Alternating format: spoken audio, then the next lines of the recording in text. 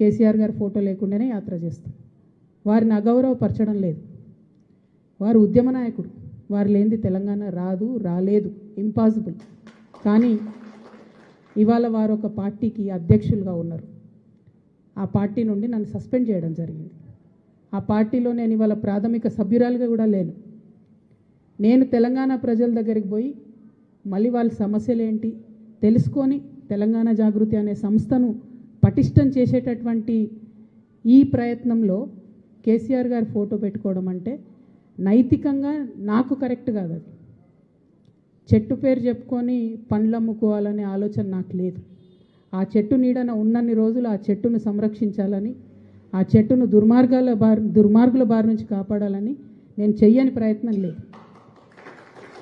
ఇవాళ ఆ చెట్టు నీడ నాది కాదు అని చెప్పినప్పుడు ఇంకా ఆ చెట్టు పేరే చెప్పుకొని బతకాలనే ఉద్దేశం నాకు లేదు.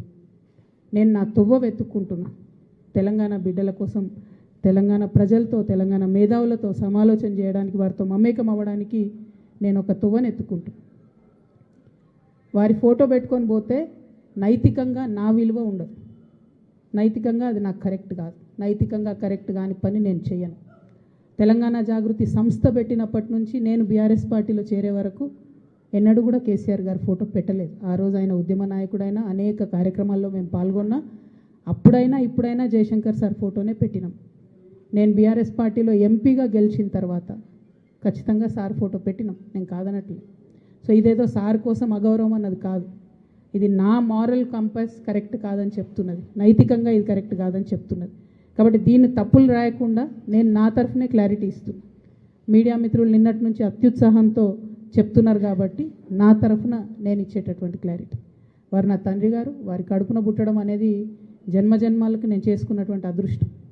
కానీ దారులు వేరైతున్నప్పుడు ఇంకా కూడా నేను వారి పేరు చెప్పుకొని ఉండడం అన్నది నైతికంగా కరెక్ట్ కాదు.